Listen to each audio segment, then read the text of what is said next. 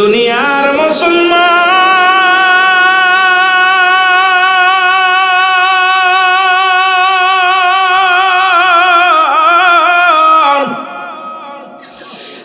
আমি যে কথা বলতেছিলাম দিলের কান্ডা লাগা শোনো গো। বাবা শীস আলাইহিস সালাম ডাকতে বলে, বাবা আদম আপনিও নবী, মুহাম্মদ নবী, তবে এত নবীর শান, এত নবীর মান কেন বলেন গো বাবা নবীর শান? আদম নবী ডাকতে বলে, বাবা শীস,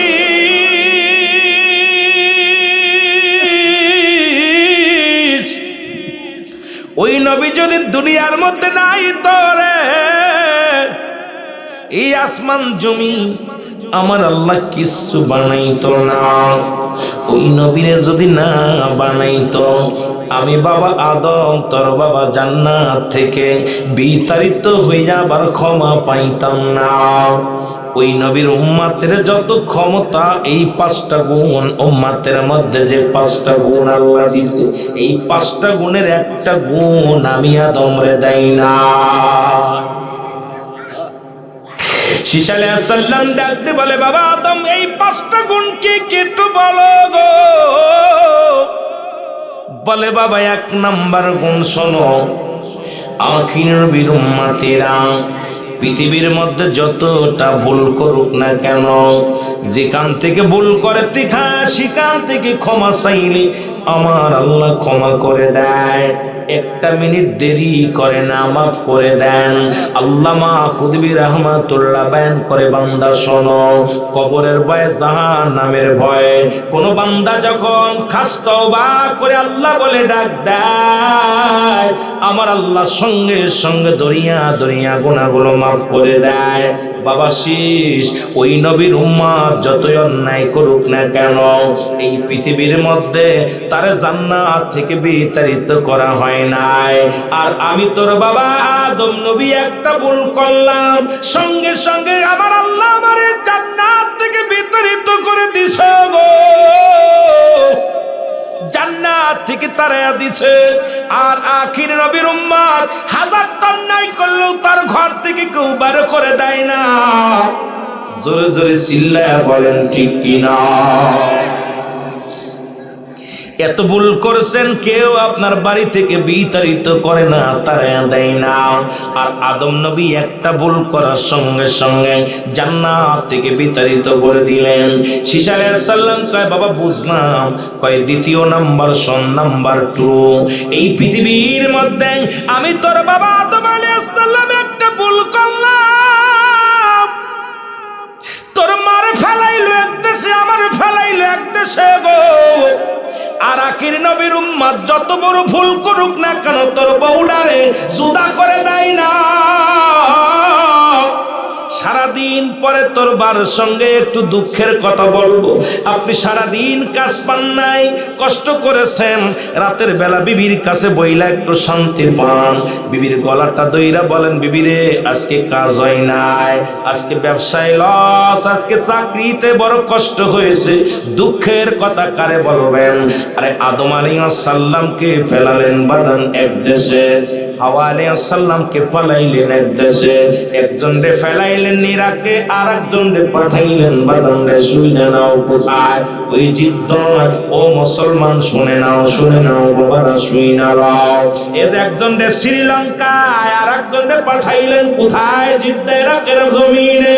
সুতরাং কারোর লগে কারোর দেখা হয় না, বিবির লগে স্বামীর কোনো আলাপ হয় না। আল্লাহু আকবার বলেন, আরো জোরে। বিবির লগে স্বামীর কোনো আলাপ হয় না। এই আদম আলাইহিস সালাম বলার পর শীস বলে, বাবা বুঝেছি গো। নাম্বার 3, আদম আলাইহিস সালাম বলে, বাবা শোন, ওই নবীর উম্মতিরা যতই ভুল করো, তাদের পণ্যের কাপড় খুলে নেওয়া হয় না। আমি বাবা তোর আদম একটা ভুল করলাম, আমারে আমার আল্লাহ নবী বানাইলো, এরপরে আমার পণ্যের কাপড়টা খুলে নিল, তোর মায়ের পণ্যের কাপড়টা খুলে নিল, জান্নাতি পোশাক খুলিয়া উলঙ্গ করে দিল। আর আখির নবীর উম্মাত যতই অন্যায় করুক তাদের পণ্যের কাপড় কেউ খুলে নেয় না। আপনাদের জমিনের মধ্যে, এই গ্রামের মধ্যে যদি কোনো উলঙ্গ পাগল দেখেন, সবাই মিলে তারে আরো কাপড় পরানোর জন্য চেষ্টা করেন। জয় বলেন ঠিক কিনা? কাফের তো কত দেখছেন, আল্লাহওয়ালা কাফের গুলো আগে সতর্ক থাকবেন আল্লাহওয়ালা কাফের থেকে। কি কাফের? কথা কয় না কেন? ওরা দেখবেন নবী দাড়ির মধ্যে নবী, টুবির মধ্যে নবী, পাঞ্জাবির মধ্যে নবী, সব জায়গায় নবী, কিন্তু অন্তরের ভিতরে কি নাই? কথা বলেন না কেন? অন্তরের ভিতরে নবী নাই। এবং নামাজ তারা ছাড়ে না, রোজাও তারা ছাড়ে না, হজও তারা ছাড়ে না, যাকাতও তারা ছাড়ে না, কিন্তু নবী তারা মানে না। এরা হলো আল্লাহওয়ালা কাফের। এরা কি কাফের? বাবা ছাড়া যদি মার গর্ভে সন্তান আসে, ওটা কি সন্তান কয়? সত্যি তো? কথা কয় না? এই উল্লাপাড়ার বাবারা কথা কয় না কেন? আমার ভাষা বুঝতে কষ্ট হয়? মাগুরার ভাষা অনেকবার আক্রমণ হয়েছে আমার উপরে, ভয় পাই না, শোনো। কারণ নবীর দুশ্মনের সঙ্গে আমাদের কখনো আত্মীয়তা হতে পারে না। নবীর দুশ্মনের সঙ্গে কখনো আত্মীয়তা করতেও চাই না। নবীর দুশ্মন যারা, তাদের সঙ্গে চলতে রাজি নয়। নবীর দুশ্মন তাদের সঙ্গে আমরা মেহমানদারি করতে চাই না। নবীর দুশ্মনের সঙ্গে বন্ধুতাই করতে চাই না। নবীর দুশ্মনের সঙ্গে আমরা এই দুনিয়ার মধ্যে চলতে চাই না। নবীর দুশ্মনের সঙ্গে হাঁটতে চাই না। নবীর দুশ্মনের সঙ্গে খাইতে চাই না। নবীর দুশ্মনের সঙ্গে জান্নাতে যেতে চাই না। নবীর দুশ্মনের সঙ্গে সমাজে চলতে চাই না। জোরে বলেন ঠিক কিনা?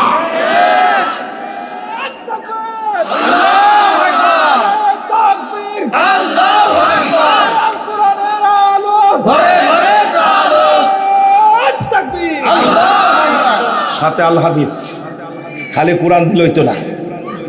জানে আল্লাহ আছে, সেখানে নবী আছে। নবীরে রাখবেন, তাহলে আপনার ইমান তাজা। জোরে বলেন ঠিক কিনা? নাইলে ওই যে এই কোরআন বলতেছে, কোরআন আমার কথা না। আল্লাহ বলে অমিনান নাস, হাবিব আল্লাহ ডাক অমিনান নাস, মানুষের মধ্যে মা কুলু, তারা বলবে আমার না তারা ঈমান আনছে, বিল্লাহি আল্লাহর প্রতি, বিল আখিরাতের প্রতি বিশ্বাস স্থাপন করছে, আমাদু বিমুমিনিন। একদল মুমিন বলে দাবি করত, কিন্তু নবীর কদমে যায় কত নবী আমরা আপনার দলের লোক। এখন যেমন আমলিক ক্ষমতায়, সকলে আমরা আমলিকের লোক। কথা কইতেন নিবা মনে মনে কই আমরা কি আমলিকি ভোট দিতাম রে, আমরা দানের শিশির লোক। জোরে কর ঠিক কিনা? আছে না বাবা? ঠেলায় পরে কয় ও জীবন ভরে আমলিক করছে, জীবন ভরে বিএনপি করছে। এখন আপনাদের গ্রামে আমলিক বিএনপি আপনারা চেনেন? চেনেন না? অবশ্যই চেনেন। আপনার গ্রামে যারা আমলিক বিএনপি করে চেনেন না? কথা কয় না কেন? এই লোকটা কি দল করে আপনি জানেন, আমি এই লোকটা কি দল করে চেনেন। এই দুইটা লোক দুই দল, এক দল আপনারা সবাই জানেন। জোরে বলেন ঠিক কিনা? জানেন না? এখন আমার বাবারা, উনি যদি আপনারে কয় আমি আমলিকির লোক, আপনি কয় তোরা চিনি, তুই তো কড়া বিএনপি, ঠিক কিনা? এখন সারা জীবন নবীর সাথে দুশ্মনী করে বেড়ায়, আর মরার সময় কয় বিসমিল্লাহি আলা মিল্লাতি। আরে সুরের বাচ্চা, চোর, কত বড় গুন্ডার বাচ্চা, গুন্ডা বদমাইশ, সারা জীবন নবীর বিরোধিতা করলো আর নবীর মিল্লাতে শোয়াই দিল। ওইটা যেই মরে যাবে কয় বিসমিল্লাহি আলা মিল্লাতি কুত্তাউল্লাহ। ঠিক কিনা? ঠিক কিনা? তোরা আমার নবীর পক্ষে তোর শোয়াবো না, নবীর পক্ষে জীবনে ছিলি না, আমরাও তোরে নবীর পক্ষে শোয়াইবো না, নবীর মিল্লাতে আমরা লাশ রাখবো না। যারা নবীর বিরোধিতা করে মরে, ওরা মরার সময় আল্লাহর রাস্তে আপনারা ওর লাশটা থবেন, যখন বুকের পর হাত দিয়ে বলবেন বিসমিল্লাহি আলা মিল্লাতে কুত্তাউল্লাহ। মনে থাকবো? কথা কয় না কেন? মনে থাকবো, ভুলে যাবেন না। যদি অপরাধ হয়, আমার গুনাহ হয়, হবে, আপনি লাশটা রাখবেন। কারণ আমার নবীর মিল্লাতে যেমন আমলিক করে বিএনপির কাছে যে ঠাই পাওয়া যায় না, বিএনপি করে আমলিকের কাছে ঠাই পাওয়া যায় না। আমার নবীর দুশ্মনী করবা আর মরার সময় কবা নবীর দলের লোক। কথা কইতে না? কথা কইতে নি? বিফাদে ফইরে আসবা, বিফাদে ফইরে বিলের ফা ধরো। আমার দেশে ওই কয় গলায় কাটাইলে নাকি বিলের ফা ধরে। কথা কইতেন নি? আল্লাহ কবুল করুন। আমিন। আরো জোরে বলুন আল্লাহু আকবার। ইমানদারির ইমান নিয়ে করছে যারা খেলা, ইরাই তো আসলে এজিদেরই চালান, ঠিক কিনা? ওরে শাস্ত্রে মুসলমান ওরা, নামেই মুসলমান ওরা, শাস্ত্রে মুসলমান ওরা, আরো জোরে বলেন ওরা শাস্ত্রে মুসলমান ওরা। টুপি দাড়ি পাগড়ি আছে দেখতে মাওলানা, ভিতরে নাই নবীর প্রেম এজিদে ভরা, ঠিক কিনা? এর টুপি দাড়ি পাগড়ি আছে দেখতে মাওলানা, ভিতরে নাই নবীর প্রেম এজিদে ভরা। ওরা নামে মুসলমান ওরা, শাস্ত্রে মুসলমান ওরা। পাঞ্জাবি গায়ে তসবিহ হাতে নামের মুসল্লি, ঠিক কিনা? এর পাঞ্জাবি গায়ে টুপি মাথায় নামে মুসল্লি, সমাজেতে বাদায় ওরা বললি গুলি, ওরা নামেই মুসলমান ওরা। আল্লাহ নবী ডাকতে বলে জিবরিল আমিন রে,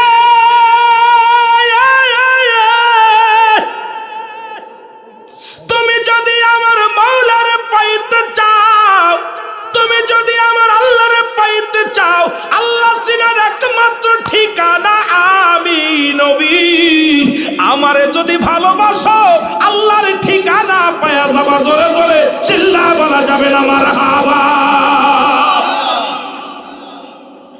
জিবরিল আমিন কয় হুজুর আর বুঝতে বাকি নাই নবী গো, আর আমি দৌড়াদৌড়ি করে লাভ নাই, ঘুরে লাভ নাই, ঘুরিয়া সারা জগৎ ঘুরে লাভ কি? নবী পাওয়ার ঠিকানা তো পায়া গেছি, মারহাবা বলেন। নবী পাওয়ার ঠিকানা পায়া গেছি। একটু মহব্বত দুরূদ শরীফ পড়েন, আল্লাহুম্মা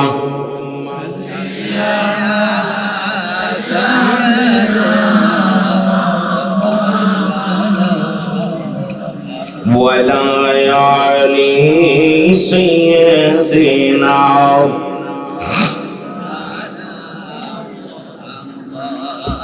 এ মুসলমান, নবীর সাথে বিয়াদবি করলে কি হয়? আপনারাই তো ওয়াজ দিয়ে দিছেন। তাওরাত কিতাবের পণ্ডিত ছিল হযরত মূসা আলাইহিস সালাম না ঈসা আলাইহিস সালাম। তাওরাত কিতাব কার পরে আসলো? ঈসা আলাইহিস সালাম। জোরে বলো মারহাবা।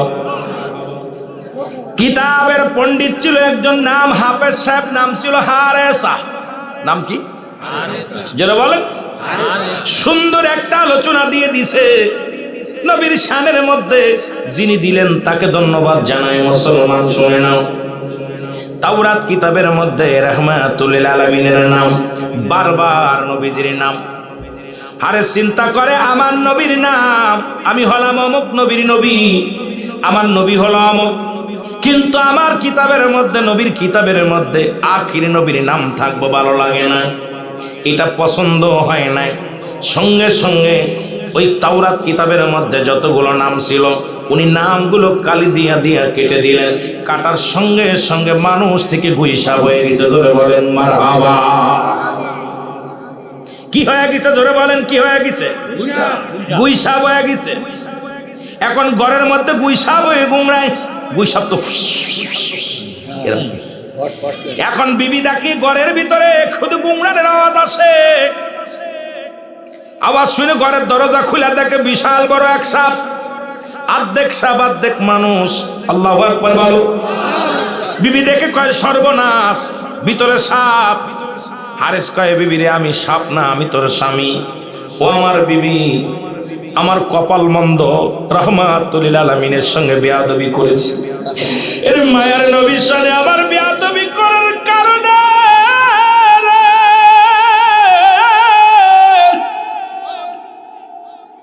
আমি হারে জাতকে গুইসাব হয়ে গেছি রে। সব বিবি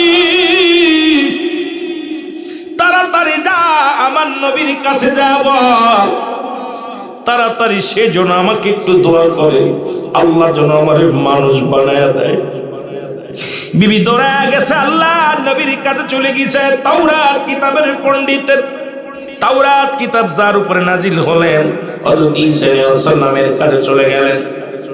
যা বলে, আল্লাহর নবী গো, আমার স্বামী পৃথিবীর মধ্যে গুইসাব হয়ে গেছে। এবার দুটি হাত উঠায় দোয়া করে, আল্লাহ তুমি আমার হারেস রে মানুষ বানায় দাও। আমার হারেস চলো এই দুনিয়ার মধ্যে তাওরাত কিতাবের পণ্ডিত। কারণ অনেক আছে আমাদের কোরআনের হাফেজ আছে না, আমাদের এই রকম তাওরাত কিতাবের পণ্ডিত ছিলেন, হাফেজ ছিলেন হারেসা, নাম হলো হারেস। এবার বলেন আমার পণ্ডিত রে তুমি ভালো করে দাও। আমার আল্লাহ ডাকতে বলে, বন্ধু হাতটা নামায় নাও। যদি আমার সাথে বেয়াদবি করত, আমি আল্লাহ ক্ষমা চাইলে ক্ষমা করে দিতাম। এমন জায়গা হাত লাগাইছে, আমার বন্ধু যতক্ষণ পর্যন্ত তারে মাফ করবে না, আমি আল্লাহ পশ্চিম কালো তারে ক্ষমা করতে পারবো না। আমি আল্লাহর সঙ্গে যদি বেয়াদবি করতো, ভুল করতো, আমি আল্লাহ মাফ করে দিতাম। বেয়াদবিটা করছে কোথায়? কথা কয় না, নবীর সাথে অনেকে কয় তুই আমারে মারলি মারতি, কোনো দুঃখ ছিল না। আমার আব্বার লগে বেয়াদবি করলি, তোর কোনো সার নাই। তুই আমার চাচার লগে বেয়াদবি করলি, সার নাই। তুই আমার উস্তাদের লগে বেয়াদবি করেছিস, সার নাই। আছেন এরকম? আমারে যা কইতি মেনে নিতাম, কিন্তু আমার বাবার লগে বেয়াদবি করছি, আমার উস্তাদের লগে বেয়াদবি করছি। আমার আল্লাহ কয়, বন্ধু পৃথিবীর মধ্যে আমার সাথে যদি ভুল করত, অন্যায় করতে, আমি আল্লাহ মাফ করে দিতাম। কিন্তু এমন একটা জায়গা হাত লাগাইছে, আমার নবী যতক্ষণ পর্যন্ত মাফ না করবে, আমি আল্লাহ তারে মাফ করতে পারি না। আরে আমার ভাইরা, আমার বন্ধুরা, আমার আল্লাহ নবী দোয়া করে, আল্লাহ হারেস বলে, নবী গো, আপনার কাছে আমি এটুকু দোয়া চাই, যতদিন পর্যন্ত আখেরি নবী দুনিয়ার মধ্যে আগমন না করবেন, ততদিন পর্যন্ত আমাকে যেন আল্লাহ বাঁচায় রাখে। আমি যেন ওই নবীর কাছে ক্ষমা পাই, ক্ষমা চাইতে পারি, সেই সুযোগটা আমারে দিয়া দেন। আমার আল্লাহ দিলেন। কয়, হাবিব রে, তোমার ওই হারেস, তোমার তাওরাত কিতাবের পণ্ডিত রে, এই সুযোগটা দিলাম, যতদিন পর্যন্ত রহমতের নবীকে আমি শরিয়াতে না পাঠাবো, ততদিন পর্যন্ত দুনিয়ার মধ্যে তারে জিন্দা রাখবো। জোরে বলো আল্লাহু আকবার। এক যুগ গেল, দুই যুগ গেল, কয়েক যুগ পরে নবীজি আসলেন দুনিয়ার মধ্যে। খবর পাইলেন রাহমাতুল লিল আলামিন দুনিয়ার মধ্যে আগমন করেছে কুরাইশ বংশে, মা আমেনার গর্ভে, আব্দুল্লাহর কুটিরে। ও মুসলমান, শুনে নাও। খবর শুনিয়া হারেস মক্কা থেকে মদিনার দিকে হাঁটা শুরু করলো। একদিন নয়, দুদিন নয়, 6 মাস লেগে গেল হাঁটতে হাঁটতে যেতে। কয় মাস? জোরে বলেন, কয় মাস? 6 মাস লেগে গেল হেঁটে যেতে। নবীজির পর্যন্ত মদিনায় যেতে 6 মাস লাগলো। জাতি জাতি আবু জেহেলের বাড়ির কাছে যায় ঘুমাচ্ছে, আর ক্লান্ত হয়ে গেছে। গুইসাপটা যে আবু জেহেলের বাড়ির সামনে যে ঘুমায় আছে। আবু জেহেল সকালবেলা ঘুম থেকে উঠছে, উইটা দেখে বাড়ির সামনে বিশাল এক গুইসাপ। লাঠি নিয়ে আয়, মুহাম্মদ সাপ চালান দিছে আমারে মারার জন্য, তাড়াতাড়ি আয়। আরো জোরে। আবু জেহেল কয়, সাপ। আমরা যদি কেউ কয়, যদি দেখে সাপ থাকে না 14 গোষ্ঠীর না কি পায়, সাপ যদি করে হুশ থাকে না 14 গোষ্ঠী। এখন সাপ তো শিশ করতেছে। আবু জেহেল কয়, লাঠি নিয়ে আয় রে। লাঠি এনে বাড়ি শুরু করছে। হারেস করতেছে, আবু জেহেল রে, আমারে মারিস না, আমি সাপ না, আমি তাওরাত কিতাবের পণ্ডিত, আমি হারেস, আমি ঈসা আলাইহিস সালামের একজন উম্মত, আমাকে মারিস না। রাহমাতের নবী রাহমাতুল লিল আলামিনের সঙ্গে বেয়াদবি করার কারণে আমি সাপ হয়ে গেছি, আমাকে একটু সুযোগ দে, আমি মাফ চাইতে পারি, যেন আমাকে মারিস না। আবু জেহেলকে পিটা। আবু জেহেল পিটায়া সাপটারে মেরে ফেললো। মারা পর, সাপটাকে মারা পর এবার আগুনে পুড়াইলো। কি করলো? আগুনে পুড়াইয়া ছাই বানাইয়া একটা পাতিলের মধ্যে নিয়ে যায়, আজকে মুহাম্মদ সাইজ। বাটপারি কোনটা শিখছো? এই সাপটা যদি তাজা করতে পারে আর এই পাতিলের মধ্যে কি যদি বলে দিতে পারে, তাহলে মুহাম্মাদের সাথে মনে করবো মুহাম্মদ আসলে আল্লাহর প্রেরিত রাসূল। সুবহানাল্লাহ বলেন না? ছাই নিয়ে রাসূলের কাছে চলে গেছে, এ মুহাম্মদ সাল্লাল্লাহু আলাইহি ওয়াসাল্লাম, বাতিজা বলো দি আমার পাতিলের ভিতরে কি আছে, বলতে পারলে আমি কালেমা পড়ে মুসলমান হব। সবাই তোমার অন্তর্ভুক্ত হয়ে গেছে, আমি একটু দুশ্মনী করি, কিন্তু আমিও দুশ্মনী করব না। তুমি যদি এই পাতিলের ভিতর কি আছে যদি বলে দিতে পারো, তাহলে আমি কালেমা পড়ে মুসলমান হব। সুবহানাল্লাহ বলেন না? আরো জোরে। আমার নবী কয়, চাচা গো, পাতিলের মধ্যে যা আছে এটা যদি বলে দিতে পারে যে কি আছে, তাহলে কি আপনি ঈমান আনবেন? তাহলে তো কোনো ব্যাপারই না। আবু জেহেল চিন্তা করছে সাপ ছিল, এটা পুড়াইছি মাইরা হাড্ডি গুড্ডি ভেঙ্গে পুড়াইয়া ছাই বানাইছি, এটা জীবনে তাজাও হইতো না, কথাও কইতে পারতো না। ওর মস্তানগিরি শেষ, আজকে মুহাম্মাদগিরি শেষ, নবুয়াতি শেষ। এখন আবু জেহেল কয়, বাতি যা, তাহলে তো কোনো ব্যাপার না। আমার নবী বলতেছে, পাতিলের মধ্যে যা আছো কথা বলো। সুবহানাল্লাহ বলেন না। নবী যেই বলছে, সঙ্গে সঙ্গে পাতিলের ভিতর থেকে কালেমা পড়ছে, লা ইলাহা ইল্লাল্লাহু ঈসা রুহুল্লাহ। জোরে জোরে চিল্লা বলা যাবে না মারহাবা। আবু জেহেল কয়, বাপরে বাপ, একবার ফেলে দিয়েছে হাড়িটা, পাতিলটা ভেঙে দিছে, মাটির পাতিল। সঙ্গে সঙ্গে ভিতর থেকে বিশাল একটা সাপ বাইর হয়ে গেছে। আল্লাহু আকবার বলেন। সাপ এক বাইর হইয়া একদম ফুস। আবু জেহেল কয়, বাতিজা সাপটারে ঠেকা, আমি কথা কইতেছি, দাঁড়া বাবা, সাপটারে ঠেকা। আর সাপ বলে, মুহাম্মদ ওকে মাফ করো না, কত অনুনয় বিনয় করেছিলাম, আমার কোনো কথা শুনে নাই, আমাকে এত মারা মারছে, আমার হাড্ডি গুড্ডি ভেঙে ফেলেছে, আমার একটা হাড়ু ভালো নাই, আমাকে এত যন্ত্রণা দিছে, আমাকে এত কষ্ট দিছে, আমি ওরে অনেক অনেক অনুরোধ করেছিলাম, আমার কোনো কথা রাখে নাই। সুতরাং আপনি যতই তারে বুঝানো, হেদায়েত হবে না, বুঝবে না। সুতরাং ওকে আমি জীবনের তরে শেষ করে দেব। ইয়া রাসূলুল্লাহ, ইয়া হাবিবাল্লাহ, আমাকে বাধা দিয়েন না, আমাকে বাধা দিয়েন না। আমার নবী কয়, সাপটু দাঁড়া। সাপটা দাঁড়াইলেন। আবু জেহেল কয়, বাতিজারে আমি কালেমা পড়তেছি, দাঁড়া দাঁড়া, একটু দেরি কর। এবার আমার নবীজি আমার আবু জেহেল রে কালেমা পড়। আবু জেহেল এক কদম দু কদম পিছনে যাইয়া আজুদর কালুদর কয়, মুহাম্মদ এই সাপের মধ্যে মরা সাপটারে তাজা বানাইছে, ছায়ের মধ্যেও জাদু করছে। আরে বাংলাদেশ নয়, অল পৃথিবী, মক্কা মদিনার বুকে সবচেয়ে বড় জাদুকার মুহাম্মদ। জোরে জোরে চিল্লায় বলেন নাউজুবিল্লাহ। সাপ জোরে দৌড়ায়, ওরে দাবড় দেয়। আমার নবী ডাক দেয়, হারেস রাত দৌড়াস না, আর দৌড়াস না। সাপটা একবার ডান দিকে তাকায়, আবার বাম দিকে তাকায়। দেখবেন গুই সাপ যখন রাস্তা দিয়ে চলে, একবার ডান দিকে তাকায়, একবার বাম দিকে তাকায়, কারণ রহমতের নবী পিছনে আছে। নবীকে বারবার তাকায় দেখে যে নবী ডাকতেছেন। আবার হারেসা দাঁড়ায় গেলেন। দাঁড়ানোর পর মুসলমান শুনে নাও, এবার আবু জেহেল আজুদর কালুদর হারেসা এবার চলে আসলেন নবীজির কদমের মধ্যে। হারেস এসে বলতেছি, ইয়া রাসূলুল্লাহ, ইয়া হাবিবাল্লাহ, আমি বেয়াদবি করেছি, আমার আপনি মাফ করে দেন, আমি আপনার নামটা কেটে দিয়েছিলাম তাওরাত কিতাব থেকে। ইয়া রাসূলুল্লাহ, মনে বড় গুসা হয়েছিল, কারণ আমার নবীর কিতাবের মধ্যে আপনার নাম, এটা আমি সহ্য করতে পারি নাই, এই কারণে সব নামগুলো আমি কেটে দিয়েছিলাম। ইয়া রাসূলুল্লাহ, ইয়া হাবিবাল্লাহ, মায়ের নবী গো, দয়া করে মায়া করে আপনি আমারে মাফ করে দেন, আমারে আপনি ক্ষমা করে দেন। আমার নবী আরেস রে, তুই আমি ক্ষমা করে দিলাম। আরেস কাঁদতে কাঁদতে গুই সাপে রওনা হয়ে যায়। আমার নবী বলে, আরেস রে, তোর কি মানুষ হতে ইচ্ছা করে না?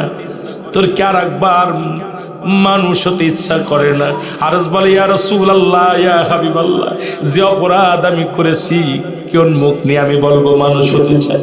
যদি আপনি দয়া করে আপনি দোয়া করেন, এ রহমতের নবী, যদি আপনি আমার একটু দয়ার নজরে তাকান, যদি আমার মানুষ বানায় দেন, আমার জীবনটা আপনার কদমের মধ্যে কুরবানি করে দিব। জোরে জোরে চিল্লায়া বলা যাবে না মারহাবা। আল্লাহর নবী দোয়া করলেন।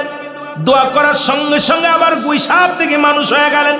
যতদিন পর্যন্ত জীবিত ছিলেন, রাহমাতুল লিল আলামিনের কদমে নবীর ভালোবাসার মধ্যে থেকে গেলেন, নবীর গোলামি করে গেলেন। আমার বাবারা, আমার বন্ধুরা, ওই সাপটা কিন্তু ওই যে কতগুলো জন্ম দিয়েছিলেন সন্তানাদিগুলো, একজু পর্যন্ত ওই আমার নবীর সাথে বিয়াদবি করার কারণে ওই সাপ দেখবেন, গুই সাপ কোনোদিন ভালো পানিতে থাকে না। যত পচা পানি পায়খানার মধ্যে পাওয়া যায়, বাদান প্রস্রাবখানার মধ্যে পাওয়া যায়, টয়লেটের মধ্যে পাওয়া যায়, দেখবেন যত পচা দুর্গন্ধময় যুক্ত পানির মধ্যে গুই সাপ বেশি থাকে। বলেন ঠিক কিনা? আরো জোরে জোরে বলেন ঠিক কিনা? আমার বাবারা, অভিশপ্ত হইয়া এই গুই সাপটা দুনিয়ার মধ্যে দেখবেন, যত ময়লা আবর্জনা আপনাদের আশপাশে, ভালো পানিতে গুই সাপ পাবেন না, ভালো ভালো পরিষ্কার পানিতে গুই সাপ পাবেন না। যত ময়লা আবর্জনার মধ্যে তাদের বসত বাড়ি হয়, কারণ রাসূলের সঙ্গে দুশমনি করার কারণে। আমার বাবারা শুনে নেন, ওই আবু জেহেল দুশমনি করেছিল যারা মক্কা মদিনায় হজ করতে গেছেন। আবু জেহেলের বাড়িতে গেলেই পায়খানা চাপ দেয়, প্রস্রাবের চাপ দেয়। জোরে কোন ঠিক কিনা? কথা কোন ঠিক? যারা মদিনায় গেছেন হজ করতে, মনে মনে মনে মনে কবেন আমি পায়খানা করব না, প্রস্রাব করব না। আল্লাহর কসম করে শোনেন, আবু জেহেলের বাড়ির সামনে গেলেই প্রস্রাবে চাপ দিবে, পায়খানায় চাপ দিবে। কারণ ওই বড়া পড়া বাথরুমের মধ্যে আছে, ওই ঘরের মধ্যে, কলিজার মধ্যে, বুকের পরে পায়খানা না করার পর আল্লাহ কিয়ামত পর্যন্ত আবু জেহেলের গায়ের উপরে হাবু দিবে শুধু হাজি ভাইয়েরা, প্রস্রাব করবে হাজি ভাইয়েরা। কারণ আল্লাহ তার এত ইজ্জত দিছে, হাজিদের পায়খানা খায় কবরের মধ্যে শুয়ে। জোরে বলেন ঠিক কিনা? নবীর সাথে দুশমনি করবি, দুশমনের রাসূল আবু জেহেলের মতো পায়খানা খাবি। জোরে বলেন ঠিক কিনা? আমার ভাইয়েরা, আমার বন্ধুরা, আমার শোনালাম এক এক ইতিহাস, অনেক লম্বা ইতিহাস। আমি ছোট্ট করে বলে গেলাম, আপনাদের বুঝতে ভালো হলো। কারণ এই যে চোখ, আমি যদি ঘুরায় এনে বলি যে চোখ সময় লাগবে, ডাইরেক্ট যদি বলি এটা চোখ, আপনাদের বুঝতে হবে। সুতরাং নবীর শান, নবীর মান কত লম্বা। ওদিকে জিবরিল, হাদিসে জিবরিল থেকে পাওয়া যায়, জিবরিলের আমিনের আলোচনা থেকে পাওয়া যায়, হাদিসের আলোচনা থেকে পাওয়া যায়।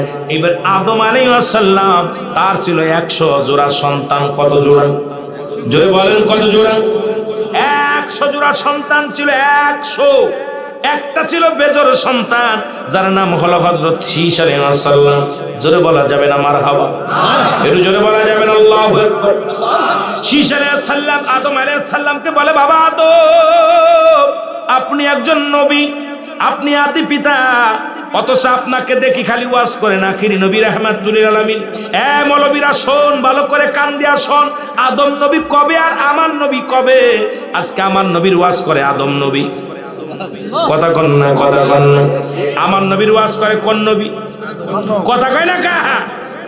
আদম নবী ওয়াজ করে। মারহাবা বলেন না? আর একটু জোরে বলেন মারহাবা। এ মুসলমান, আমার নবীর ওয়াজ করে আদম আলাইহিস সালাম।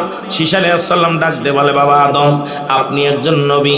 ও বাবা আদম, আমিও নবী। আপনার 100 জোড়া সন্তান, জোড়ায় জোড়ায় সন্তান, একটা ছেলে একটা মেয়ে হয়। আব্বা, আমার বেলায় কোনো ছেলেও না, আমার বেলায় কোনো বোন নাই, আমি একমাত্র শীশ আলাইহিস সালাম। আল্লাহ আমাকে নবুয়াতি দিবেন, আমিও নবী। আপনার কাছে জানতে চাই, আপনি কেন আখিরি নবীর ওয়াজ করেন? খালি মুহাম্মদ এই, মুহাম্মদ এই, মুহাম্মদ এই, মুহাম্মদ এই। আল্লাহু আকবার বলেন না? আদম আলাইহিস সালাম বলে, বাবা শীশ, একটু ধৈর্য ধর। ওই নবীর প্রশংসা কেন করি শুনালাম। পৃথিবীর মধ্যে ওই নবীর উম্মতের যত পাওয়ার, উম্মতের যত ক্ষমতা আল্লাহ দান করেছে, এই ক্ষমতা, এই পাওয়ার আমি নবী আদম রে আমার আল্লাহ দেয় নাই। এই জন্য আদম আলাইহিস সালাম দোয়া করেছিলেন। কি করেছিলেন শোনেন? রব্বানা যালামনা أنفسنا وإن لم تغفر لنا وترحمنا لنكونن من মারহাবা বলেন না? আরেকবার বলেন, রব্বানা যালামনা। আল্লাহ রে ডাক দে। আদম আলাইহিস সালাম বলে, আমার মালিক, আমি জালিমদের অন্তর্ভুক্ত হয়ে গেছি, আমারে তুমি ক্ষমা করে দাও। বাবা আদম 300-350 বছর কান্দা পরে আখিরি নবীর ওসিলা করে যেদিন দোয়া করেছিলেন, সেদিন আদম আলাইহিস সালাম এইভাবে হাত উঠাইছিলেন। আমার বাবারা, অনেকে কয় হাত উঠাই দোয়া করা জায়েজ নয়, খালি ওয়াজ বাইর হয়ে যায়। কোন দিক থেকে কোন দিকে যাব? শরীয়তের কিবলা হলো কাবা, দুজানের কিবলা হলো রাহমাতুল লিল আলামিন, মুনাজাতের কিবলা হলো আরশে আজিম। আদম আলাইহিস সালাম দোয়া করে দুটি হস্র উঠায়া বলে, রব্বানা যালামনা আনফুসানা ওয়া ইল্লাম তাগফির লানা ওয়া তারহামনা লানাকুনান্না মিনাল। আদম নবী ডাকতে বলে, আমার আল্লাহ, আমি জালিমদের অন্তর্ভুক্ত হয়ে গেছি, আমারে তুমি ক্ষমা করে দাও। আলেম উলামা কাল লাগে মেশাল দাও। আদম আলাইহিস সালাম ডাকে, আল্লাহ তুমি আমারে ক্ষমা করে দাও, তুমি আমারে মাফ করে দাও। ও আমার প্রভু, আমার খোদা, ও আমার আল্লাহ, তুমি আমারে মাফ করে দাও। জোরে বলেন আল্লাহ। আদম আলাইহিস সালাম দোয়া করে, আবার ইউনূস আলাইহিস সালাম দোয়া করে, বলেন লা ইলাহা ইল্লা আনতা সুবহানাকা ইন্নী কুনতু মিনাজ জালিমিন। আল্লাহ বলেন, হাদো ইউনূস আলাইহিস সালাম বলে, আল্লাহ আমি ইউনূস আলাইহিস সালাম জালিমদের অন্তর্ভুক্ত হয়ে গেছি, আমারে তুমি ক্ষমা করে দাও। আদম আলাইহিস সালাম ক্ষমা চায় আল্লাহর দরবারে, হযরত ইউনূস আলাইহিস সালাম ক্ষমা চায় আল্লাহর দরবারে। আর আমার নবী দোয়া করে, রাব্বিরহামহুমা কামা রব্বায়ানি সগীরা। জোরে জোরে বলেন, রাব্বিরহামহুমা কামা রব্বায়ানি সগীরা। মারহাবা বলেন না। কোন নবীর সঙ্গে মেশাল দেন? অন্য নবীরা কয় আমি জালিমদের অন্তর্ভুক্ত হয়ে গেছি, আল্লাহ কয় হাবিব ওদের যাদের আব্বা মা নাই, কারণ আমার নবী তো নিজেই ইতিম ছিলেন। আল্লাহ বলে, আজামি আজিদকা ইয়াতীমান ফা। আল্লাহু আকবার বলো। আল্লাহ বলে, হাবিব আপনারে আমি ইতিম বানাইলাম। দুনিয়ার মধ্যে এমন ইতিম, নবীজির আব্বা ছিলেন না, দুনিয়ার মধ্যে আগমনের আগেই নবীজির বাবা দুনিয়া থেকে বিদায় হয়ে গেলেন। যখন 6 বছর বয়স, নবীজির মা দুনিয়া থেকে বিদায় হয়ে গেলেন। যখন 6 বছরের 6 মাস, নবীজির দাদা আব্দুল মুত্তালিব বিদায় হয়ে গেলেন। নবীজি যে ডালটা ধরে সেই ডালটাই ভেঙে যায়। আমার নবী কান্দে, আমার আল্লাহ ডাকতে বলে, হাবিব তোমার আমি ইতিম বানাইলাম, আবার পৃথিবীর মধ্যে তোমাকে আমি আশ্রয় দিয়েছি, কত ধন্য করেছি, পৃথিবীর মধ্যে বাদশাহী দান করেছি। ও দুনিয়ার মানুষ শুনে নাও। এই জন্য আমার নবীজি মা বাবার জন্য যখন কেঁদেছিলেন, আল্লাহ বলেন, হাবিব রে আপনি ওই সাহাবীরা যাদের আব্বা নাই, যাদের মা নাই, আপনারও আব্বা নাই মা নাই, আপনি ওদেরকে শিখায়া দেন, রব্বিরহামহুমা কামা রব্বায়ানি সগীরা। আমার দয়াল নবী বিহনে আপন বলতে কেহ নাই জগতে, আমার আপন বলতে মহব্বতে বলেন, আমার আপন বলতে কেহ নাই জগতে। বলেন, দয়াল নবী বিহনে আপন বলতে কেহ নাই জগতে, আমার আপন বলতে ও নবী ও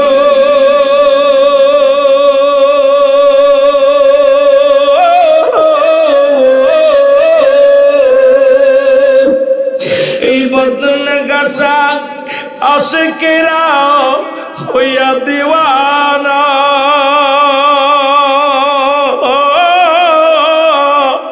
ফেলি আমরা চোখের পানি নবী ভুইলা যাইও না, ফেলি আমরা চোখের পানি নবী ভুইলা যাইও না। এই উল্লাহ পারাবাসীর কবুল করো, এই উল্লাহ পারাবাসীর কবুল করো, একবার দেখাও সোনার মদিনা, আপন বলতে কেহ নাই জগতে, আমার আপন বলতে। একটু মহব্বতের চোখের পানি ছেড়ে কান্দেন, আমার দয়াল নবী বিহনে আপন বলতে কেহ নাই জগতে, আমার আপন বলতে ও নবী ও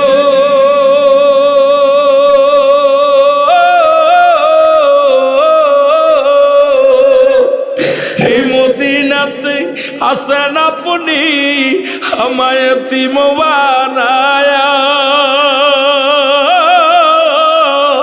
এই আশিকে কান্দে গো নবী আপনার প্রেমেতে পড়িয়া, এই আশিকে কান্দে গো নবী আপনার প্রেমেতে পড়িয়া। দেখা দেন গো, দিদার দেন গো, দেখা দেন গো, দিদার দেন গো, ও আর যে দেরি সহে না, আপন বলতে কেহ নাই জগতে, আমার আপন বলতে। একটু মহব্বতে বলেন আমার দয়াল নবী বিহনে, আমার মায়ার নবী বিহনে, আপন বলতে কেহ নাই জগতে, আমার আপন বলতে। আমি ভেবে দেখি আমি সবই মিছে, ভেবে দেখি আমি সবই মিছে, অগমিছে মায়ার সংসার রে, আপন বলতে কেহ নাই জগতে, বলেন আপন বলতে। ও নবী ও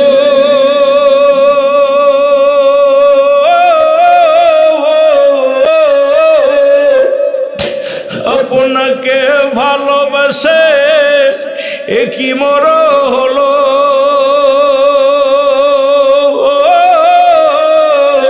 কত দুঃখ যন্ত্রণা সইতে যে হল, যত পারো যত আসে দুঃখ গণবি, আমার যত আসে দুঃখ গণবি, বলতে পারি না তবু তো আপন বলতে কেহ নাই জগতে, আমার আপন বলতে কেহ নাই জগতে, আমার দয়াল নবী বিহনে, আমার মায়ার নবী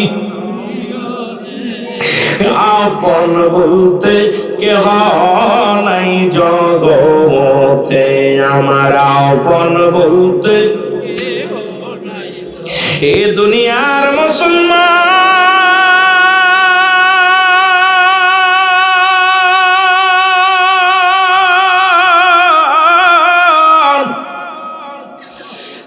আমি যে কথা বলতেছিলাম দিলের কান্ডা লাগা শোনো গো।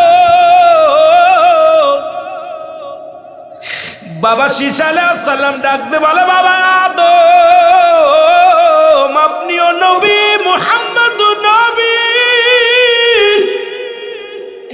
তবে এত নবীর শান, এত নবীর মান কেন বলেন গো বাবা নবীর শান? আদম নবী ডাকতে বলে, বাবা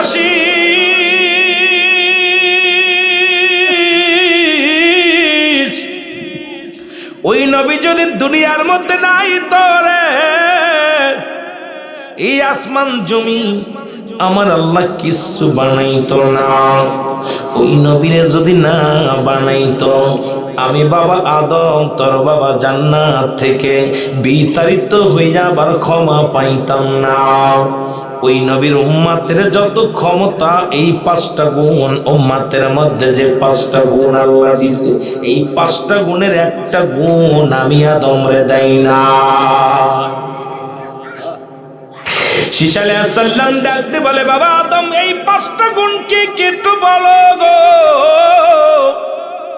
বলে, বাবা 1 নাম্বার গুণ শোনো, আখির নবীর উম্মতেরা পৃথিবীর মধ্যে যতটা ভুল করুক না কেন, যেখান থেকে ভুল করে সেখান থেকে ক্ষমা চাইলে আমার আল্লাহ ক্ষমা করে দেয়। 1টা মিনিট দেরি করে না, মাফ করে দেন। আল্লামা খুদবি রাহমাতুল্লাহ বয়ান করে, বান্দা শোনো, কবরের ভয়ে, জাহান্নামের ভয়ে কোন বান্দা যখন খাস তওবা করে আল্লাহ বলে ডাক দেয়, আমার আল্লাহ সঙ্গে সঙ্গে দরিয়া দরিয়া গুনাহগুলো মাফ করে দেয়। বাবা শীষ, ওই নবীর উম্মত যতই অন্যায় করুক না কেন, এই পৃথিবীর মধ্যে তারে জান্নাত থেকে বিতাড়িত করা হয় নাই। আর আমি তোর বাবা আদম নবী একটা ভুল করলাম, সঙ্গে সঙ্গে আমার আল্লাহ আমারে জান্নাত থেকে বিতাড়িত করে দিছে গো, জান্নাত থেকে তাড়াইয়া দিছে। আর আখির নবীর উম্মত হাজার অন্যায় করলেও তার ঘর থেকে কেউ বের করে দেয় না। জোরে জোরে চিল্লায়া বলেন ঠিক কিনা? এত ভুল করেছেন, কেউ আপনার বাড়ি থেকে বিতাড়িত করে না, তাড়াইয়া দেয় না। আর আদম নবী একটা ভুল করার সঙ্গে সঙ্গে জান্নাত থেকে বিতাড়িত করে দিলেন।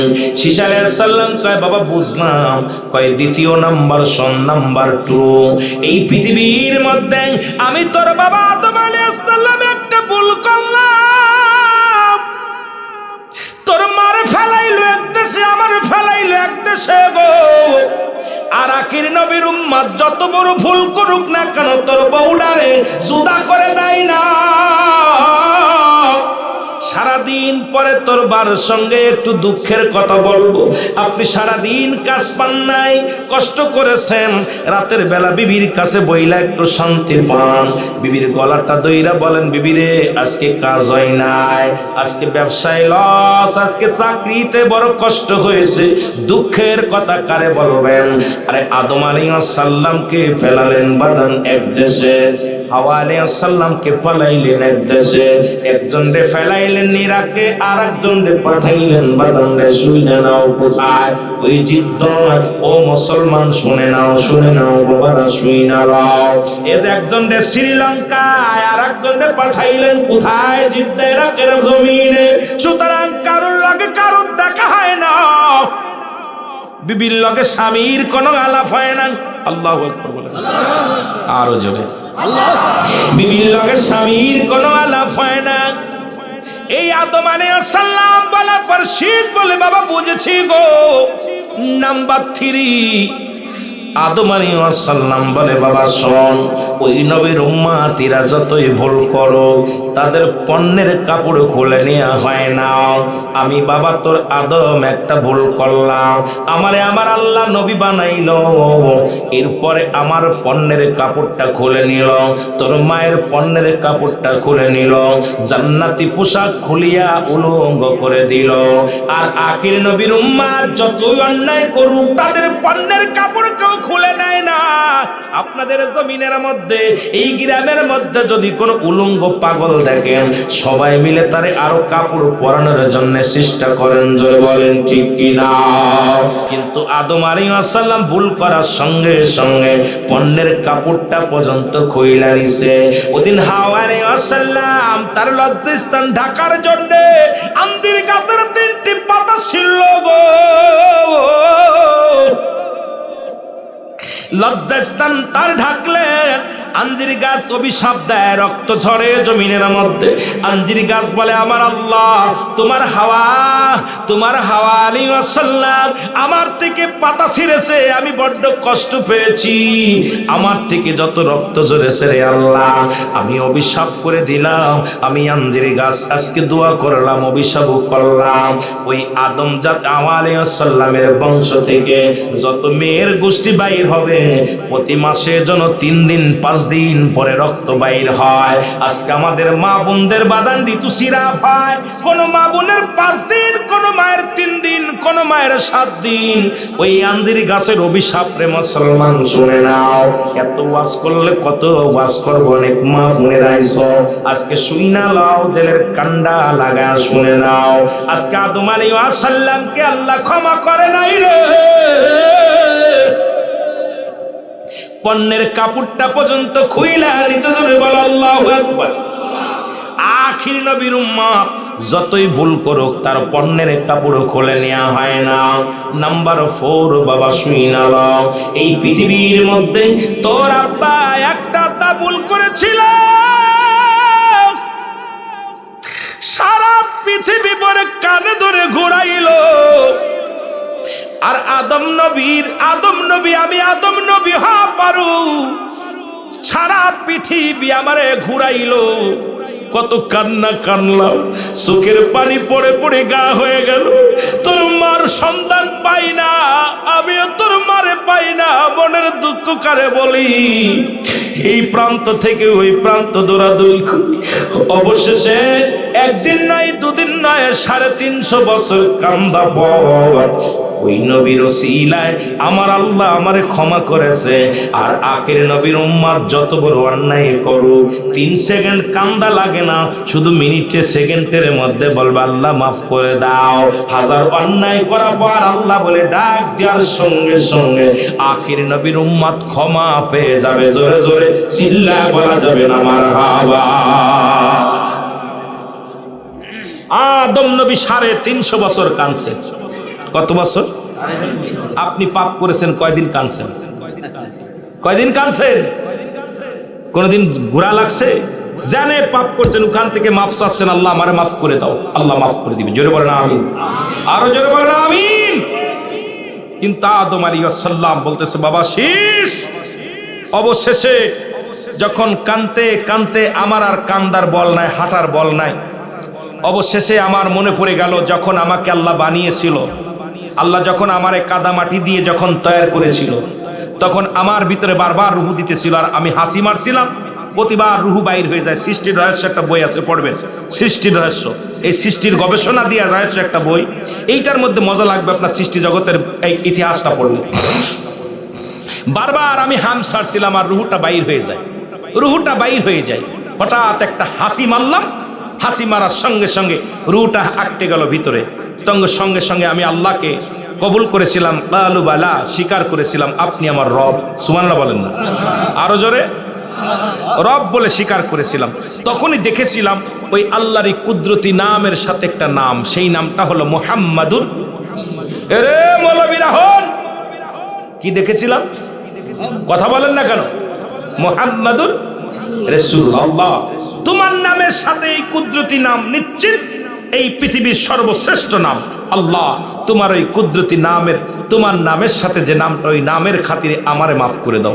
সঙ্গে সঙ্গে আল্লাহ পাক আমারে আওয়াজ দিয়ে বলেছিল, আদম রে আজকে বড় বেঁচে গেলি, 350 বছর কাঁদতে হতো না। যদি আগে যদি ওই নবীর নামটা উচ্চারণ করতি, আজকে আমি আখির নবী রাহমাতুল লিল আলামিনের খাতিরে আমি তোকে ক্ষমা করে দিই। আরো জোরে বলেন না, আরো একটু জোরে বলবেন, নাচতে বলবেন।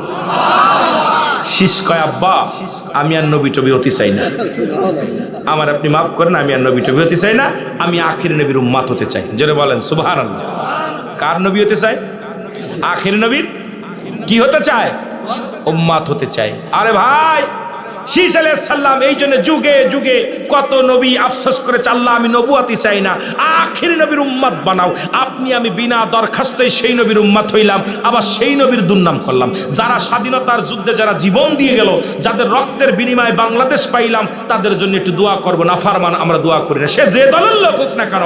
আপনাকে আমাকে স্বাধীন একটা দেশ দিছে, আপনাকে আমাকে এই স্বাধীন দেশটার জন্য যারা জীবন দিয়া লড়ে গেছে, ইজ্জত দিয়া লড়ে গেছে, তাদেরকে সম্মান পাওয়ার যোগ্য কি না? জোরে বলেন না।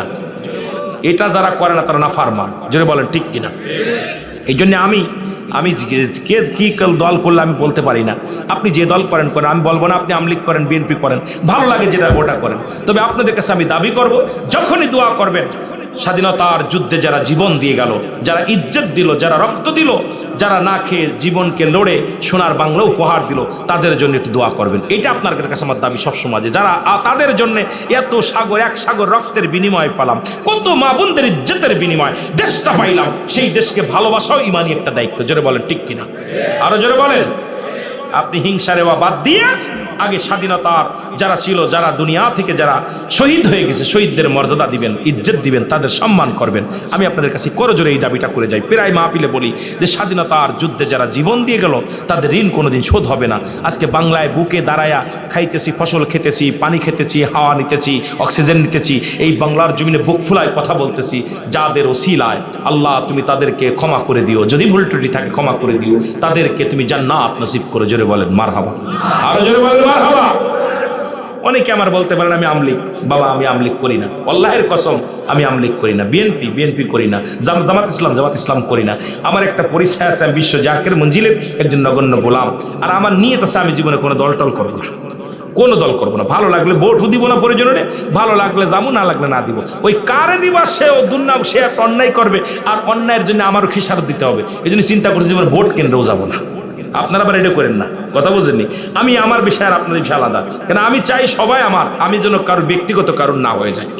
পৃথিবীর সব মানুষই আমার, আমি যেন ব্যক্তিগত কারণ না হয়ে যায়। আর আমি যখন ব্যক্তির হয়ে যাব, তখন আমি সবাইকে এক নজরে দেখতে পারবো না। তখনই আমার ভিতর থেকে আসবে রেওয়া, তখনই আমার ভিতর আসবে গিবত, তখনই আমার ভিতর আসবে অহংকার। এই অহংকার হমিকা বাদ দিতে হলে দেখবেন ওই জামাতের বক্তালি জামাতের পক্ষে কথা বলবে, তাবলিকের বক্তালি তাবলিকের পক্ষে বলবে, আট্টশির বক্তালি আট্টশির পক্ষে বলবে। আমি রুহুল আমিন সিদ্দিকী, আমার ব্যক্তি একটাই স্বার্থে আমি মদিনাওয়ালার পক্ষে কথা বলি, আল্লাহর গুলামি আল্লাহর পক্ষে কথা বলি, ইসলামের পক্ষে কথা বলি। আমি কোনোদিন, আমি বিশ্ব জাকির মঞ্জিলের মুরিদ যদিও হয়ে থাকি, আমি আমার পক্ষ টেনে আলোচনা করার অভ্যাস আমার নাই, কারণ আমি এটা পারবো না। সবাই আমার, এখানে যারা বসে আছেন সবাই আমার কলিজার টুকরা, আমার জান, আমার প্রাণ। সুতরাং কাউকে আঘাত করে, কাউকে ছোট করে কথা বলে যাব, আর সে কষ্ট পাবে বাড়ি যায়, এটা যেন আল্লাহ আমার জবান দিয়ে না করায়। এই জন্য সদা সর্বদাই বলি, আল্লাহ আমার জবান দিয়ে যেন গিবাত না করি, আমার জবান দিয়ে যেন কাউকে কষ্ট না দিই, আমার জবান দিয়ে যেন আল্লাহ আল্লাহ রাসূলের কথাগুলো বলতে পারি, আমার জবান দিয়ে যেন দেশের সেবা করতে পারি, আমার জবান দিয়ে যেন জাতির মঙ্গল হয় সেই কাজটা করতে পারি, আমার জবান দিয়ে যেন মদিনাওয়ালার দুরূদ পড়তে পারি, আমার জবান দিয়ে যেন ইসলামের কথা বলতে পারি, আমার জবান দিয়ে যেন আল্লাহর গোলামি করতে পারি, আমার জবান দিয়ে যেন ব্যক্তি পূজারি না করি। জোরে বলেন ঠিক কিনা? কষ্ট পাচ্ছেন? কষ্ট পাচ্ছেন? একটা কথা আমি সব বলে যাই, সেটা হলো ওই বাংলাদেশে একটা কথা বলে, ধর্ম যার যার দেশটা সবার, নাকি? ধর্ম যার যার দেশটা সবার, আসলে সত্য কথা। দেশ আমার, ধর্ম যার যার, সে হিন্দু হোক, বৌদ্ধ হোক, খ্রিস্টান হোক, কাউকে আঘাত করতে পারবো না। কারণ কোরআনের মধ্যে সূরা তাওবার মধ্যে 6 নম্বর আয়াত, কয় নম্বর আয়াত? কথা বলেন, যাদের বাড়ি মোবাইল আছে দেখেন, 6 নম্বর আয়াতের ভিতরে আল্লাহ বলতেছেন, হাবিব আপনার কদমের মধ্যে যদি কোনো অমুসলিম আগমন করে, সর্বপ্রথম তাদেরকে বসতে দিবেন, নিরাপত্তা দিবেন, যদি তারা আপনার সাহায্য চায় সাহায্য দিবেন, যদি নিরাপদ স্থানে পৌঁছায় দিবেন আপনি পৌঁছায় দিবেন। ঘোষণা কার? না পাইলে জিবে কেটে নেবেন। দেখেন কোরআনের মধ্যে সূরা তাওবা 6 নম্বর আয়াত, কত নম্বর? তাহলে আপনি হিন্দুদেরকে কষ্ট দিবেন কেন? খ্রিস্টানদের কষ্ট দিবেন কেন? হেদায়েতের মালিক কে? আপনি সত্যের কথাগুলো বলবেন, হেদায়েতের মালিক আপনি বুঝাইবেন তাকে।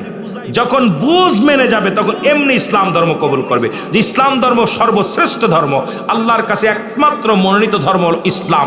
এটা আপনি যদি বুঝাইতে ব্যর্থ হন, সে আপনার পরে আরো কি করবে? আরো আপনার পরে কষ্ট পাবে।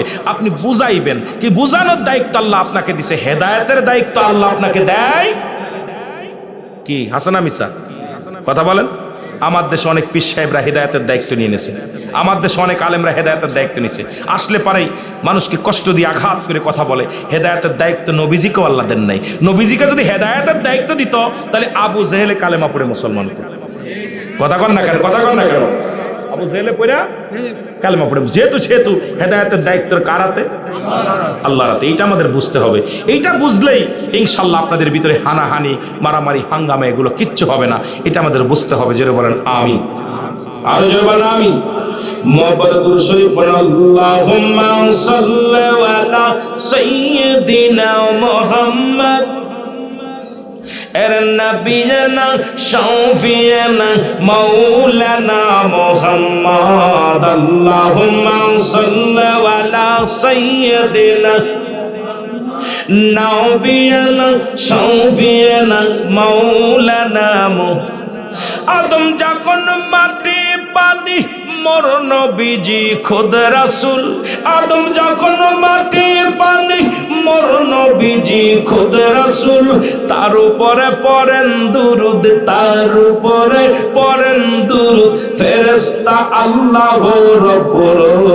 আল্লাহুম্মা সাল্লি আলা, আরো জোরে, নবিয়ানা শাফিয়ানা মাওলানা মুহাম্মদ। আল্লাহুম্মা সাল্লি আলা নবিয়ানা শাফিয়ানা, উম্মতের কান্ডারি নবী, নবী চিনতে কইরো না ভুল, উম্মতের কান্ডারি নবী, নবী চিনতে করো না ভুল, নবী বিনে কে তরবে, নবী বিনে কে তরবে আশেকের গণ সকল, হারে নবী বিনে কে তরবে আশেকের দলে সকল। নবী তোমায় তরাইবেন, নবী তোমায় তরাইবে হাসরের ময়দান, নবী তোমায় তরাইবে হাসরের ময়দান।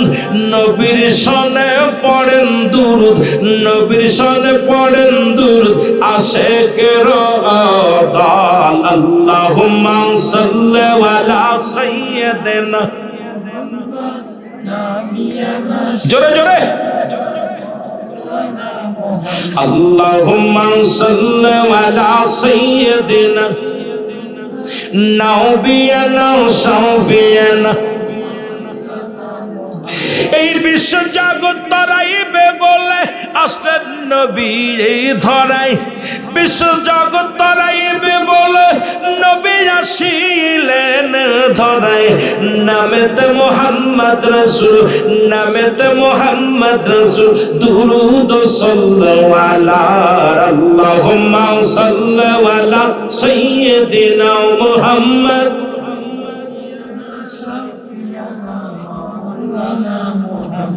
আমার ভাইরা, আর একটা কথা বলে আলোচনা দেখা যাক কোন দিকে যাওয়া যায়। বাংলাদেশের একজন যুবক নবীকে ভালোবাসতেন। এখানে অনেক মুরব্বী আছেন আমার বাবারা। ব্রিটিশ আমলে বাংলাদেশের একজন উকিল ছিল, নাম হলো, নাম কি, শেরে বাংলা একে, নাম কি? মুরব্বীরা হলেন বাংলাদেশের এক যুবকের ইতিহাস, নবীর ভালোবাসার ওয়াজ। বাংলাদেশে ব্রিটিশ আমলের একজন কবি একটা বই লেখলেন, বইয়ের মধ্যে লেখছে ভণ্ড নবীর নীল নকশা। বইটার নাম কি? জোরে বলেন, জোরে বলেন, ভণ্ড নবীর, জোরে বলেন, ভণ্ড নবীর। এই বইটা যুবকের সামনে যখন আসছে, যুবকের মাথার রক্ত টকবক করে উঠছে। যুবক বলে, আমার নবী ভণ্ড, আমার নবী নীল নকশা সাজাইছে।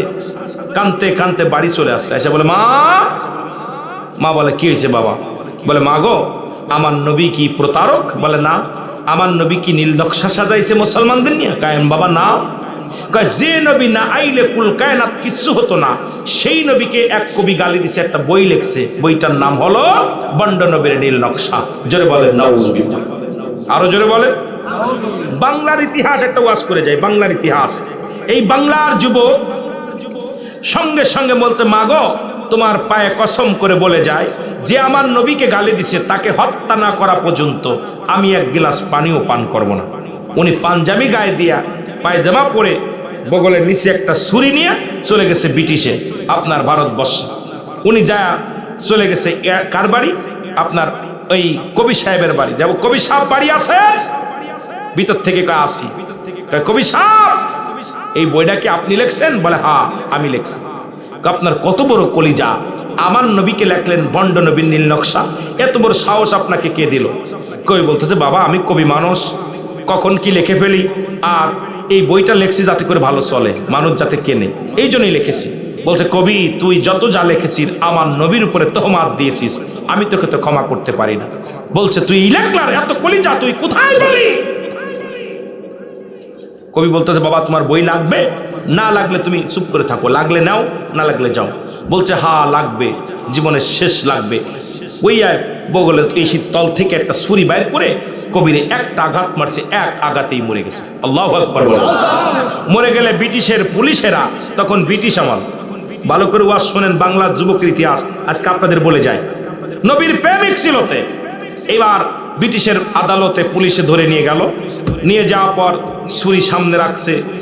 জজ সাহেব যারা কাটে, যুবক তুমি কি উকিলকে খুন করেছো? বলে হ্যাঁ। কবিকে খুন করেছো? বলে জি খুন করেছি, ওই ছুরিটা দিয়ে খুন করেছি। সুবহানাল্লাহ বলেন না। তোমার রায় হলো ফাঁসির রায়। কিসের রায়? ফাঁসির রায়। যেহেতু যিনি আপনার আসামি তিনি নিজেই স্বীকার করেছে, হ্যাঁ ওই ছুরি দিয়ে আমি হত্যা করেছি কবিকে। রায় হয়ে গেল, আগামী শুক্রবারে ফাঁসি হবে। কি বারে ফাঁসি হবে? আপনারা অনেক মুরব্বীরা কাহিনীটা জানেন, আমি জানা গল্প আজকে যুবকদের বলে যাই। অনেক যুবক আছি, শোন বাবা। এবার রাত্রেই খবর পাইল ব্রিটিশের ওই আদালতে রায় হয়েছে বাংলার এক যুবকের ফাঁসি হবে। শেরে বাংলা একে ফজলুল হক চলে গেলেন কোথায়, জেলখানায়। যে যুবকের সাথে দেখা করলেন, দেখা করে বলল, যুবক তুমি বাংলার যুবক আর আমি বাংলার উকিল, তুমি বাংলার যুবক আর আমি বাংলার উকিল, আমার নাম শেরে বাংলা একে ফজলুল হক, আমাকে তুমি চেনো? বলে না, আমি আপনাকে দেখি নাই, নাম শুনেছি। বলে যুবক তোমার মৃত্যুদণ্ড হয়েছে, তুমি কি খুন করেছো? বলে হ্যাঁ খুন করেছি। কেন করেছো? আমি আমার নবীর দুশ্মনকে দুনিয়া থেকে বিদায় করে দিছি, আমার নবীর দুশ্মনকে বিদায় করে দিছি। লম্বা ইতিহাস, এটা টাইনা টুইনে কইতে গেলে 3 ঘন্টা লাগবে। আমি অল্প কথার মধ্যে আমি যে করে ওয়াজ করছি, আমার কথা আমি আপনাদের অল্প কথার মধ্যে মেলা বুঝাই দিয়ে যেতে হবে। আমি সারাদিন বলে আমি একটা বিষয় নিয়ে কথা বললাম, এটা বিশ্লেষণ করে ব্যাখ্যা দিয়ে কইতে সময় নষ্ট করলাম। এই নষ্ট না করব না, আপনাদের বোঝার জন্য বলে যায়, অল্প কথায় অনেক কথা হয়ে যাবে। আল্লাহু আকবার বলেন না। উকিল বললেন, যুবক তুমি খুন করে? হ্যাঁ আমি খুন করেছি। বলে বাবা তুমি শুধু আদালতে দাঁড়ায় বলবা আমি খুন করি নাই, যে কোনো উপায় আমি তোমাকে বাঁচাই দিব, যে কোনো উপায়, কারণ তোমার মতো যুবকের প্রয়োজন, বাংলার এমন বীরত্ব যুবক প্রয়োজন। উকিলকে বলার সঙ্গে সঙ্গে শেরে বাংলা একে ফজলুল হককে যুবক বলতেছে, হুজুর আপনি মনে হয় ভুলে গেছেন। কয় কেন? কয় আমি একজন মুসলমান, আমার মা একজন মুসলমান, মুসলমান কখনো মিথ্যা বলে না। সুবহানাল্লাহ বলে না? আরো জোরে। শেরে বাংলা একে ফজলুল হক বলে, বাবা যুবক শুধু একটা মিথ্যা বলবি, আমি খুন করি নাই, যে কোনো উপায় তোরে দুনিয়ার বুকে বাঁচিয়ে দেব। বাবা শুধু আদালতে উঠাইবি আর বলবি আমি খুন করি নাই। বলে হুজুর আপনি আমাকে মিথ্যা শিখাইবেন না, আমি একজন মুসলমান, জীবন যদি চলে যায় জীবনের ভয়ে আমি মিথ্যা বলতে পারবো না। ওই কবিকে আমার নিজ হাতে খুন করেছি। জোরে বলো আল্লাহু আকবার। ব্রিটিশের আবার রায় হলো, আবার আদালত কি হলো, উকিল সাহেব কি করলেন বাবা? দরখাস্ত আপিল করলেন, আপিলের পরে আবার আপিলের পর আবার কোর্টে উঠলো। কোর্টে ওঠার পর যুবকরে বারবার শিক্ষা দিছি, খুলু একবার খালি বলবি আমি কিচ্ছু জানি না। আমি বলবো যুবকের মাথা নষ্ট। যুবক আবল তাবল বলে, এই জন্য ভুল করেছে, খুন করে না। সারা রাত বুঝাইছে উকিল সাহেব, কোর্টের মধ্যে হাজির হয়েছে।